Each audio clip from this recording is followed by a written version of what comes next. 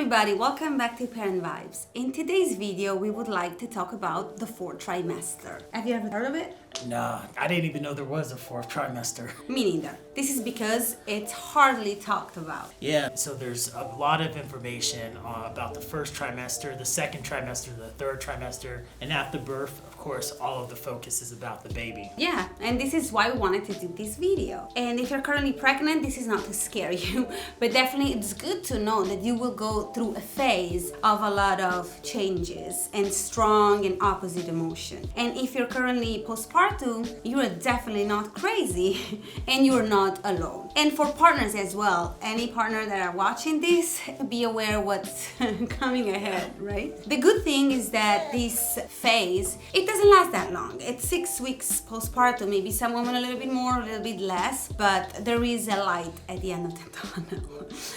After giving birth, there is a huge hormonal disruption. There are big hormonal changes, and this is going to make you feel a lot of feelings. And there is also a lot of physical pain and discomfort that you will be going through. And things that you didn't expect. For example, you will experience probably postpartum swell. I remember coming back from the hospital and I was more swollen than when I got in to deliver. And that was very surprising to me. But this totally depends on how your delivery is.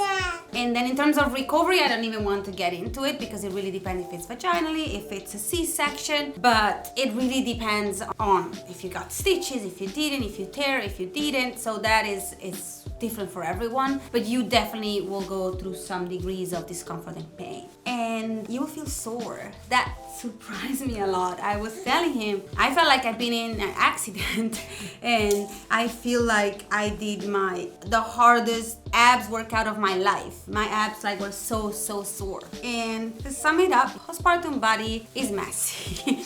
It's very messy. And then there's breastfeeding, which for some of us it comes completely naturally. From others like me is a nightmare. But whether or not you're going to do it for long, the first 2 weeks are the hardest when the baby's learning to latch, you are learning. There will be engorgement, there will be soreness, there will be nipples bleeding. So it is a lot to going through. And also it's every 3 hours or 2 hours or hours. So that will definitely take a huge distress on your mental state. While mentally, you will definitely cry. You will cry for pain, you will cry for joy, you will cry for no reason at all.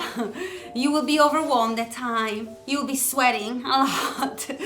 And just try to focus on the fact that that's not your new life. That is temporary and there is an end. And to me personally, that was always make me smile at the end of the day. And also, of course, every time I would hold my baby, the joy would compensate for anything else. But definitely, what I would like to warn you, be careful with what you look at in the internet, because there is a lot of information now about postpartum depression, which is great because before this was not something talked about. And I don't even want to imagine women that went through that alone, or even without being diagnosed maybe, and thinking that you're going through all that physical discomfort, emotional changes, and no one would support you or you had nobody to talk about it. It's just a nightmare. But definitely your feelings needs to be validated, because hormones disruption is not hormone imbalances, it's not something that we can control. It's out of our control. It's something that happened to us.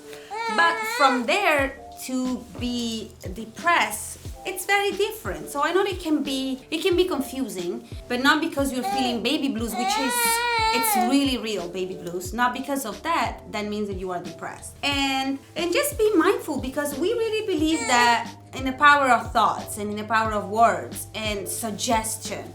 If you keep feeding yourself with that information and just negative content about postpartum, you might end up getting depressed. Just do not auto-diagnose. And if you see that these feelings that you're going through are lasting for longer than 6-8 weeks, maybe you want to talk with an expert. But try to not think default, oh, this is what I have. Because again, it's just a phase. focus on the fact that it's a phase. Just like the first trimester sucked, the fourth trimester sucked for other reasons. And then there is your relation with your partner. You will definitely go through resentment. You feel some type of rage or resentment towards your partner because they don't feel what you're feeling, because you feel like you're doing more for the baby, and their nipples are not bleeding, their vagina is not didn't tear, so you feel like you want to take it on them, but it's not their fault. If women were designed to give birth, it's for a reason. It is unfair, maybe, but it's not their fault.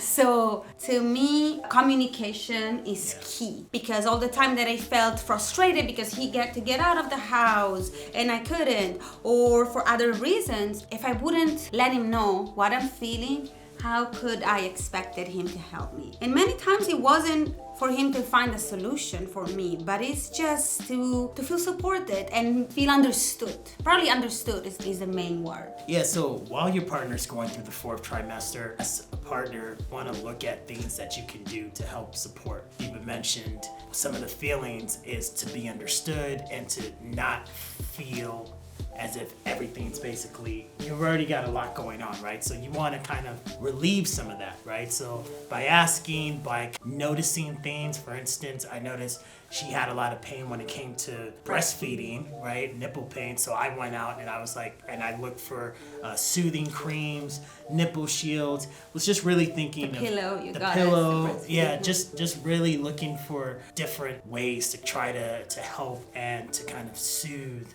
what she was going through.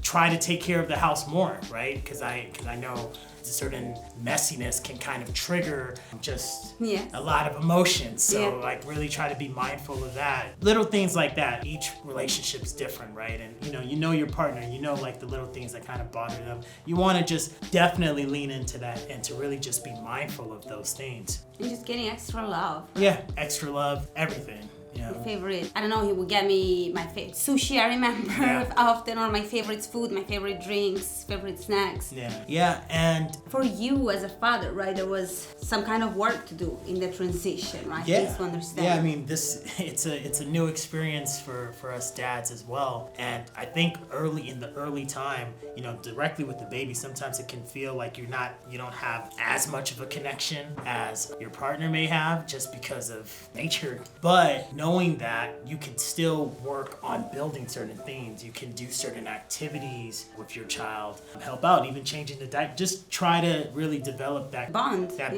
But also know that it is kind of what it is, and in that phase, there is more of a priority where the baby is connecting with mom, right? That's just the natural thing of what it is. So it's okay, like this detachment, lack of direct connection, it's normal. So don't feel left out. Don't feel left out. Don't worry about that. Another thing with this fourth trimester is that it can be extremely challenging with your relationship. I mean, you couple all of these new changes, you couple heightened emotions, you couple lack of sleep. It can be pretty tense, and we believe that it's this moment in time where you can see a lot of relationships going sour and people breaking up and a lot of separation happens. And I think if you look at, ask your friends, like I think this is a point where a lot of people do tend to drift off. Lack of intimacy, like it's like we all know these things are coming, but when it hits, it's almost like we didn't really prepare ourselves to kind of go through that. So you definitely want to just be mindful of that as you guys go into that fourth trimester, that it is going to be pretty tense, but you want to be mindful of those things and you want to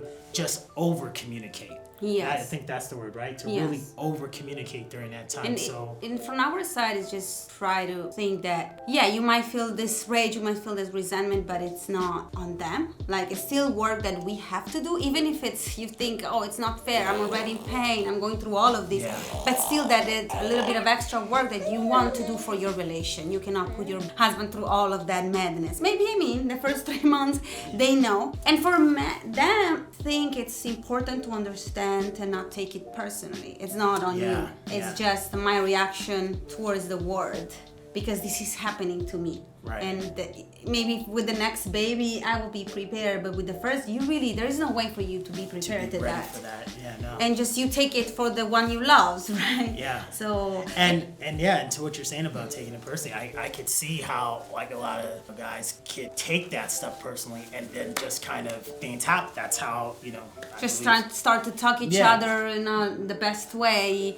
That's exactly the opposite of what you should be doing. You just need to breathe, probably. Yeah. Right. Maybe the man needs to breathe a little bit more because mom is going through things, and just kind of accepting that it's a phase again. Yeah. It's not your new life. It's a phase. Yeah. Yeah. Again, it's a phase. Gets easier. It's a really tense time. Just acknowledge that it's a phase, and also you know each other in a different light. I mean, we've been together for a while, but there's a lot of couples that maybe have a baby in an earlier stage, so you really don't know each other that well. Right. And there is a new phase of knowing each other with the baby. So you really need to act as a team, and you need to understand when things are real and when they're just emotional reaction, and just pick your battles. Yeah. No, and just and have a lot of understanding for both sides, right? Yeah. And we can't stress it enough, but it's just a phase. It's just a phase in life, phase in the relationship. So. But it would be nice to know a little bit more, because literally, like, nobody talks about that for trimester. And also, this is another thing that mothers feel, that it's all about the baby. Baby doing good, is the baby eating, is the baby growing, is the baby sleeping? And you feel like, what about me? Everybody was very nice to mom when she was pregnant, right? But then you feel like invisible at some point, and all the visits come to see the baby, and everybody's calling to see the baby, friends writing, even social media, and it's just that probably where is generated the kind of resentment that mothers sometimes feel. And it's just be communicative from both sides. And this is our perspective and thoughts, and just sharing our experience to make sure that if we can help any one of you to ease that transition, will be great. And like always, see you on the next one, and good luck with your fourth trimester. Bye.